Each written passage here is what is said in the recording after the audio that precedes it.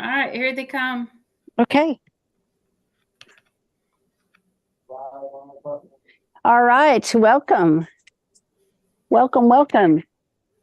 to Battle of the Saddle, brought to you by Stall High. I'm really excited because I love doing the Battle of the Saddle.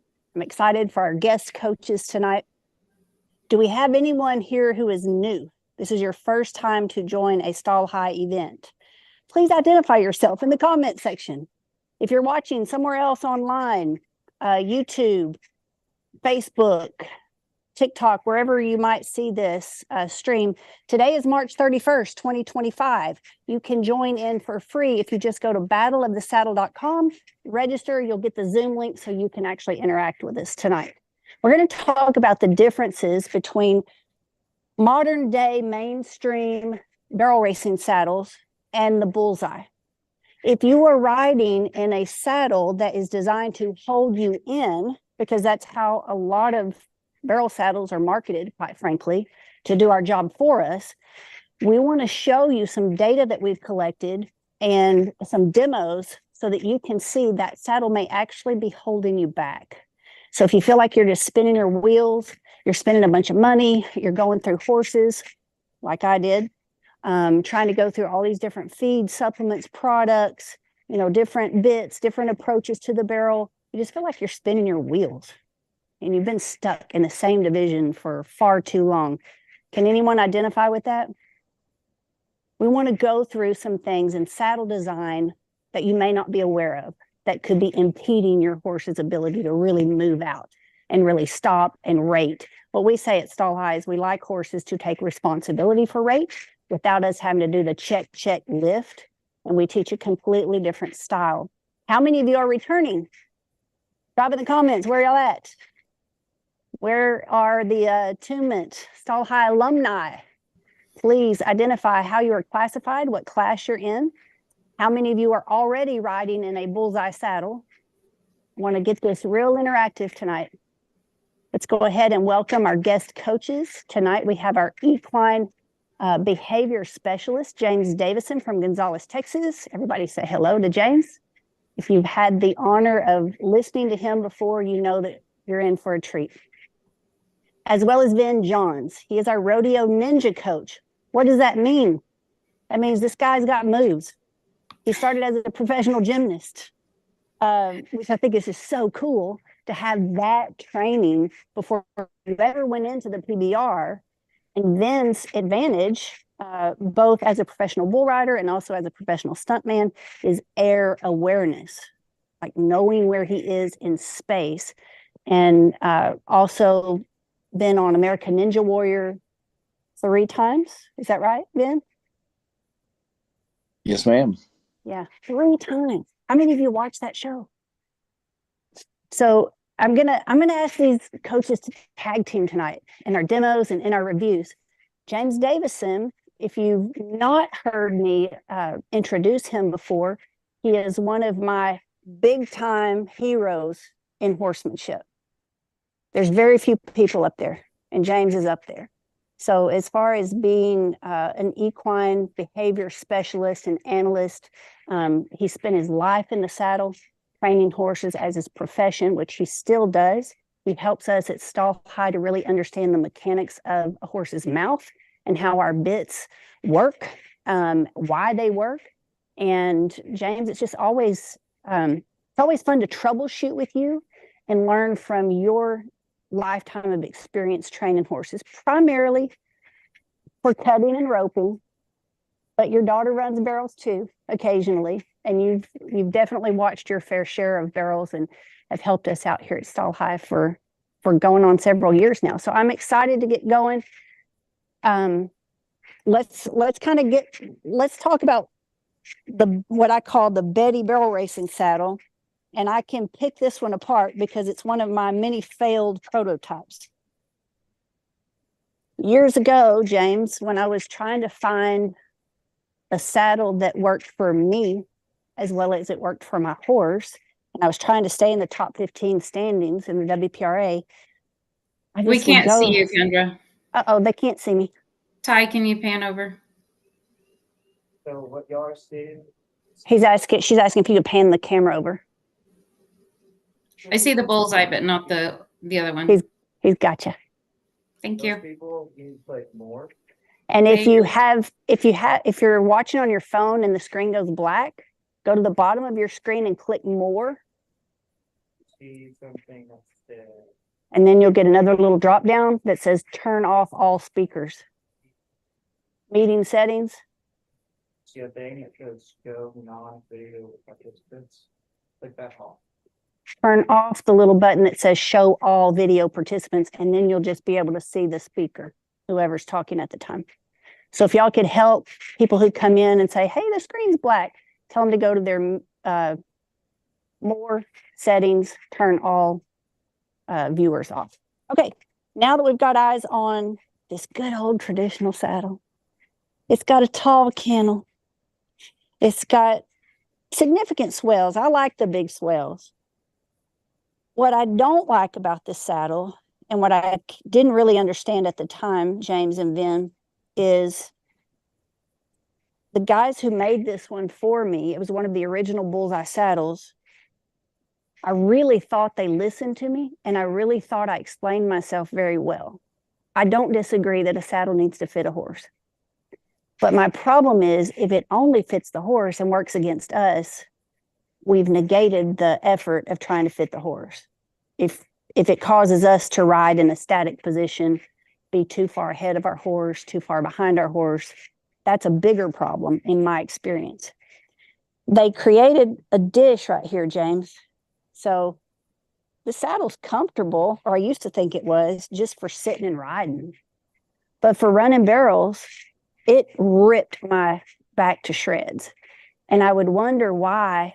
I thought, man, I'm getting old, because I would get out at truck stops and just like, have to catch my breath for a minute before I could just walk in and pay for fuel or get something to drink or a snack. So I found that this tall kennel on a really fast, strong, powerful horse would just slam into my back as I was trying to stay with my horse. And then this is called a rise. We call it a speed bump. And we call it something else too, but we'll get to that later. How many of you recognize saddles still being made like this today? What have y'all been told? What was the selling feature for a tall cantle and a speed bump? Sherry, will you read some of the comments to me? Yeah, we don't have any yet. It's gonna be good.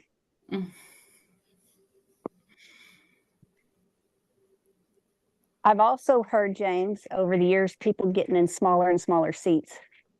Oh, well, you need to be in a 14. Oh, well, you need to be in a 13.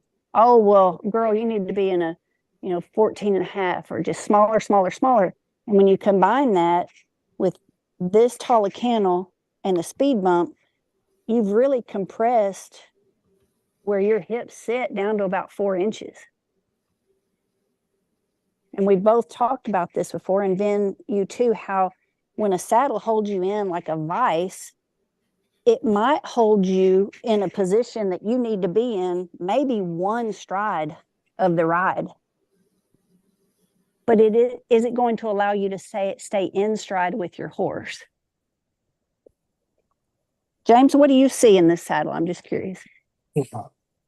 Well, I think that kind of seat, what it does to me is it inhibits my ability for my hips to stay under my shoulders.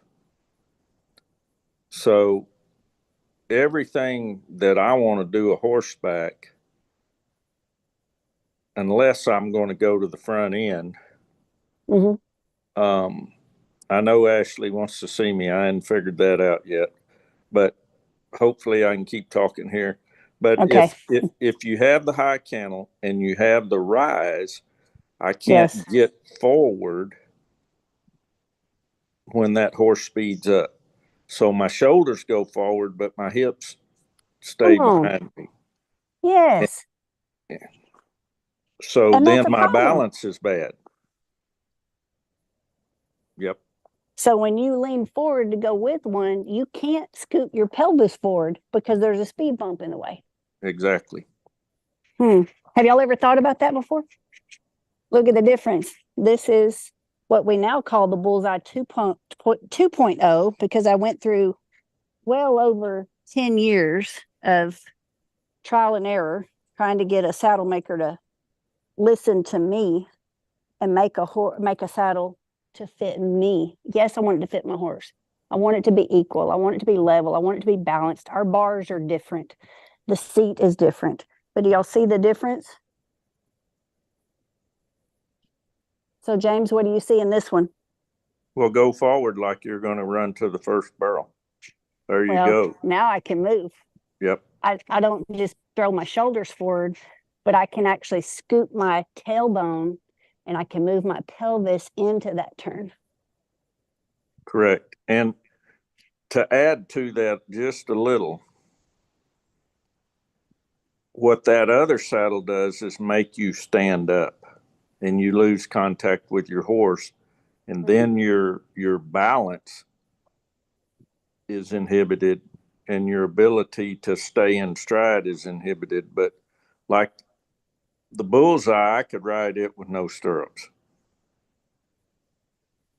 Well, that's what we want. And I think that's why a lot of riders are having success in Bullseye, either not losing their stirrups at all, or if they do, if a horse stumbles, which we've had that happen, and one of our riders, Tessa, caught it on camera, you can stay seated. Yep. You don't have to have your stirrups. You can stay in the middle and you can stay in timing with your horse. Daisy's going to be our demo tonight. And All right. Kendra, we get somebody Yes. that's saying it's a little bit dark. Ty, can you lighten it a little bit? Yeah, he's working on it. So I'm Thank gonna saddle in some traditional gear. This is a saddle pad or a style that a lot of barrel racers are riding in today. I find them to be thin and limber. So that could be part of your issue, guys. At Stall High, we're always on a quest. Like, one simple answer is never just that. There's layers and layers of questions and answers, which is what we enjoy customizing for each rider and each horse. All right, Daisy. Let's put this traditional rig on real quick.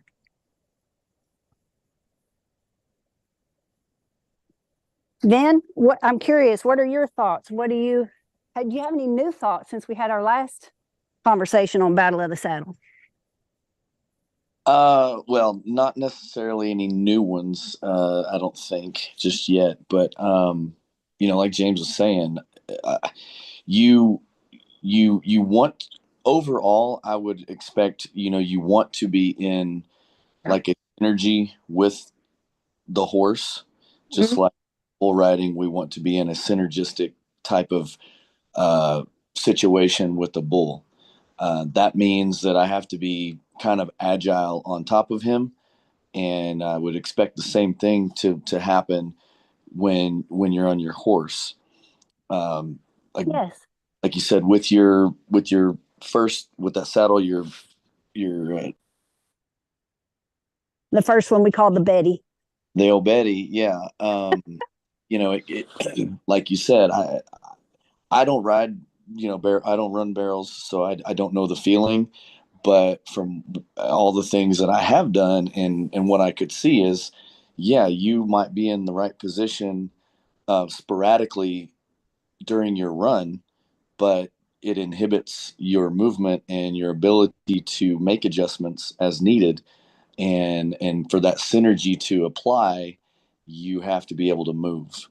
That could be anything from your feet all the way up to your knees, your hips, your shoulders, your hands, arms. All of those things need to be movable to an extent.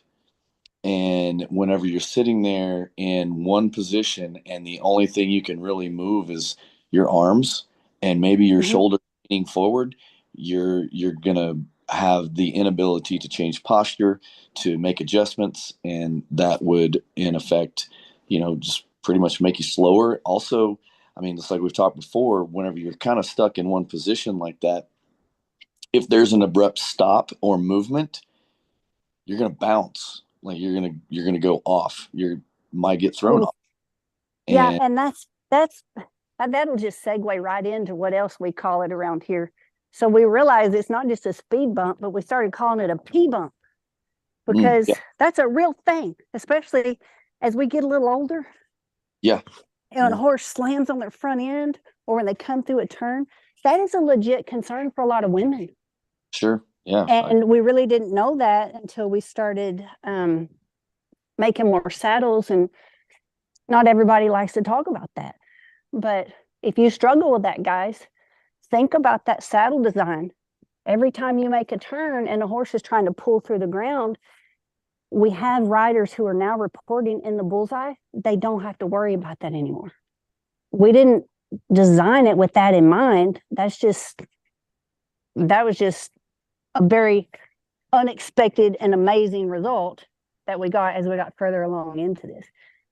Then you said something I think is really important and something that we've been digging into more in the weekly classes about your body being able to move.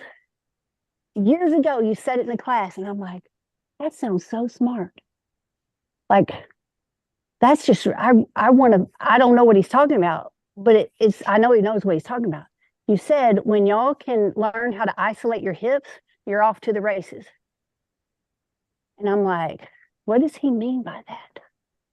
Well, now, as I'm learning how to move my hips and not my whole body, so I found out that my lower back muscles were pretty much fused to my glutes. And so I didn't have a lot of mobility in my hips.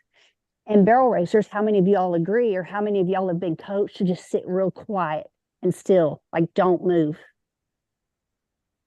Well, we may think that looks good, but does the horse think that feels good? What does it do to them? And if you don't take the time to step back and look at comparisons, you might miss it, which is why I think it's really awesome that we get to do so many comparisons today and we get to collect data. So then now that I'm kind of geeking out and I'm learning how to isolate my hip movements to go with the flow and the energy of my horse's stride, now I'm like, well, duh. Rough stock riders have been doing this all along. That's how y'all warm up. Am I right? Yeah. Yeah. I mean, we do look funny when we're doing it, but I mean, it is a thing. I mean, you do specific, you're training, you're programming your body to, those muscles may or may not have ever been used in that sort of way. Mm-hmm. And so you have to, do those movements when you're not on a horse or on a bull for us, just so that we can train our bodies to do those things. Some people do it naturally, and that's great. Some people do not. And again, there could be people that have, hip issues or swelling, inflammation, bone spurs. I mean, we neglect a lot of times the core area, and that does include the hips and, like you said, the lower back muscles. Yes. Back problems. People, tend to stay away from exercises or really anything that could actually strengthen those areas. And so because they are not wanting to get more injured, they kind of stay away from it because, just not a lot of people do specific exercises or look intentionally at building up those types of muscles and getting them to where they are usable in that sort of. James, why do you think we've been coached so strongly to sit still and sit quiet? Have we thrown the baby out with the bathwater? Most definitely. Talk to us.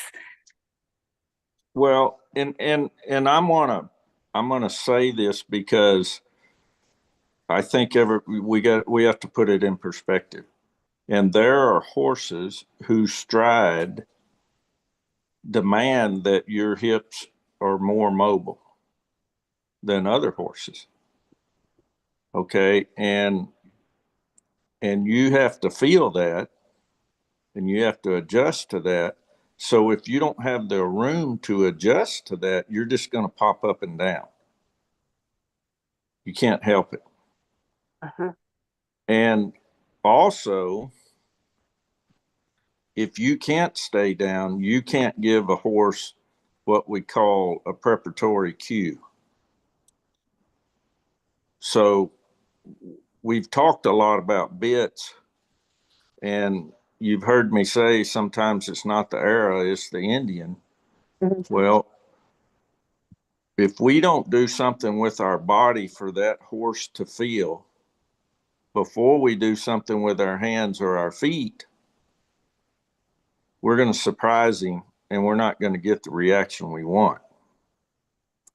So we have to have that ability to move our hips in stride and then take that energy away enough that he can feel it.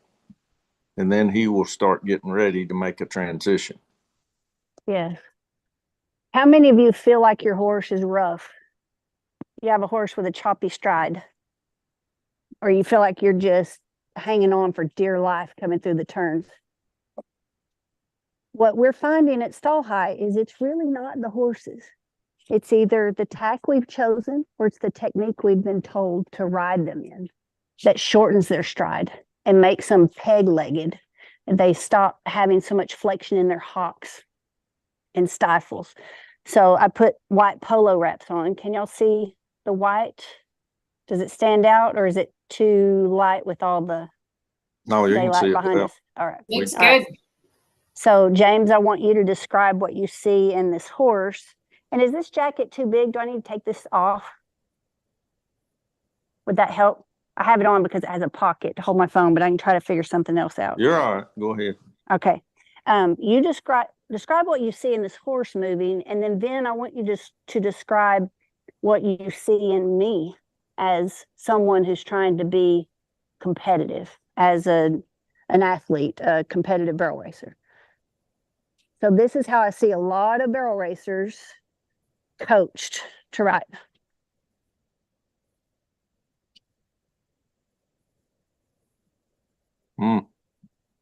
Not fun.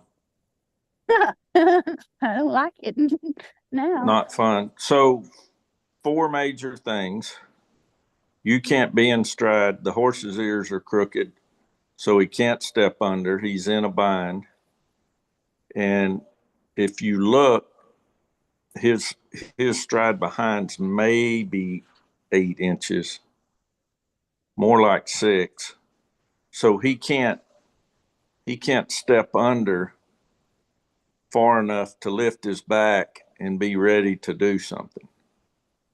So everybody see how his ears are crooked and he's hollow, i.e. his chin is not, and his ears and his chin aren't working together. So his athleticism is totally taken away. And she steps right there and gets up there and goes to posting. But if you'll notice, she can't post forward. She doesn't have any forward motion. Her post is more up and down because that saddle doesn't let her go to the swells. And you have to go to the swells to post correctly.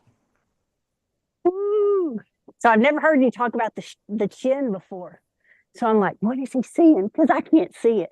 No, you can't when you're a horseback. Take And that's me why back she's to that. uncomfortable. See, like most people go, oh, she's rooting. You know, that's the common term. Her nose is out. Well, she can't do anything but that because her outside ear's down and she's not going forward enough to step up and balance her head. So her head's just out there and you're trying to put it in a position, but you don't have enough forward motion for her to get in balance. So it doesn't look like I'm doing anything wrong, does it? Now, those of you who are enrolled in classes, don't refrain from commenting yet, because we do things different, and you're about to see that. You're going to see the demo, guys. But this is how I was taught to run barrels. Is this how y'all were taught to warm your horse up? Get her nose, bend and flex, make your horse shape, put your inside leg in them, really get that bend and flex.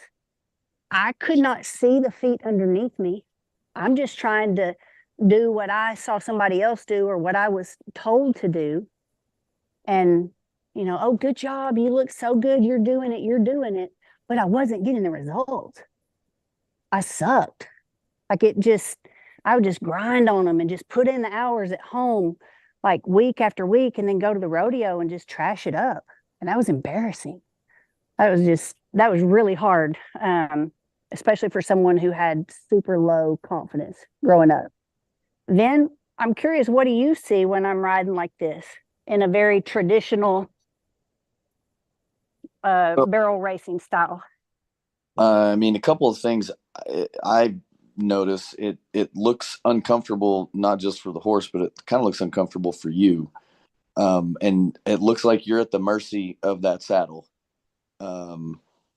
Also causing some what I would like consider, I don't know if it'd be not just bouncing, but almost like a slingshot effect where you can't like really control much of anything. I mean, Oh, that's good. your back, your back end is hitting the back of the saddle. It's kind of popping you forward. You kind of just don't look like you're in a lot of body control of yourself. And again, like I said, you're kind of at the mercy of the saddle, kind of bouncing you around. And it looks like maybe you're putting potentially a lot of weight on your feet to try to make up for that. But again, you just are kind of all over the saddle. I mean, in a way of like you bounce from one spot to another, even though you can't really move, if that makes sense. Yes. There's no consistency in my landing. And when you said you don't have control with your body, well, James, if we don't have control with our body, what do we automatically do? We balance on their face. Yep. I want to point out something that just happened though. What? Standing still, that horse can rotate its head and neck and its ears stay level because there's nothing stopping that horse from doing that. Okay, so when you add motion and everything comes into play, Oh, mama. then you're not able to do that because your timing with the stride can't. It's just you're out of time because, as Vin said, you're all your weight's on your feet. Okay. Yes.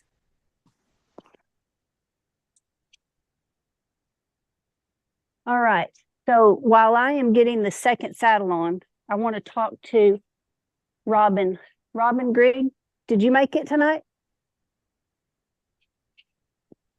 I did. Talk to us, hon. Can you hear me? Yes. Hi there. Hey, Hi. tell us your story. What brought you to Stall High? I met you in Idaho. Carol, that was kind of letting you guys use her arena and stuff, told me about you. I'd seen you on Facebook a lot, but never really thought too much about it. And then I was like, well, this is a great opportunity. We're rained out hay, and I'll go over there and meet these guys. Yeah, blew my doors off. It was so cool. It was so fun. I think you're cool. Oh, I mean, no, I think you're cool.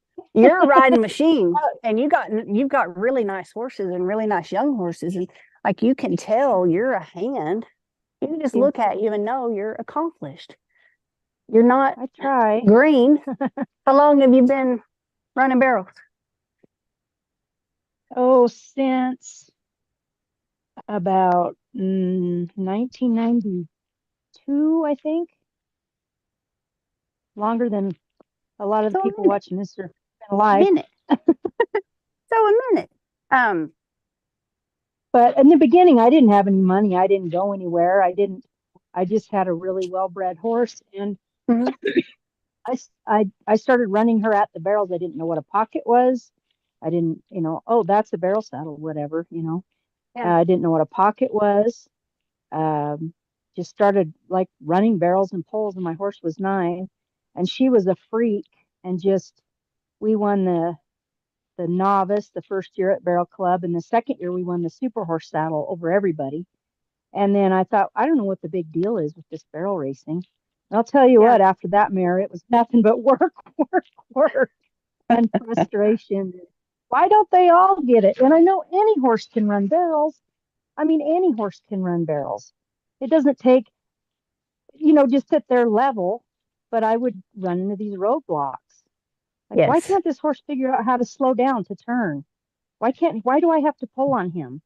Yes. Sell him. Let's go to the next one, in line. And So I was many raising mysteries. everything, so it took a minute. Yeah, it was very mysterious. Why are some so good and the rest are just, they don't get it? And I know they can do it. I've seen them do amazing things playing in the pasture. I know they can do this. Yes. But I didn't know a real clear way to teach them. I want to look at a before and after video. Vin and James, please watch her. It's a little bit grainy. We put them side by side. We're trying to match them up, but the camera's kind of far away. But your first run is a great run. It's a good run. And you'll have to tell us when that was. Are you live, Ty? Are you playing it? It's a really good run. Like, you're already clocking up there. You met us in Idaho. You got a chance to ride with us. Then you actually ordered your bullseye and you came into the coaching program. Here we go. Right. And so if I'm correct, the one on the left, you're already in the coaching program. Is that right? Was that in March? Yep. But you were not in the bullseye saddle. Correct. All right. Correct. Yep. Same arena, same horse. Yep. Different saddle. A little more coaching on the right. Check out this first barrel. When I saw this after, like this first barrel, it's electric. Look at how much sharper this mare is on her toes, guys. So let's just celebrate. Like, this first barrel is going to take you places. She's not as sluggish. James, what do you notice? I'm watching right here the comparison. Mm-hmm. So she's actually able to stay forward and get around the barrel. Like you see when she leaves the barrel in the second run, it's about in her foot. In the other run, she's still at the horse's shoulder at the same. Would you rewind to the first barrel? Yeah. We're going to watch that first barrel again.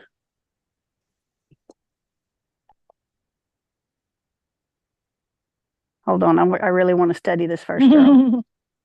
Oh, this is cool. This is the way to do it. I mean, you can just see the distance she's covering is a full step faster there. Okay.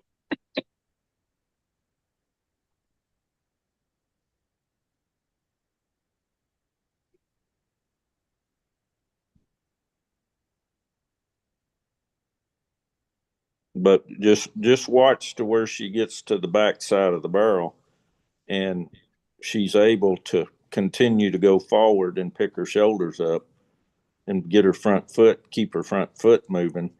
Mm-hmm. And that's just the difference in the distance that's covered.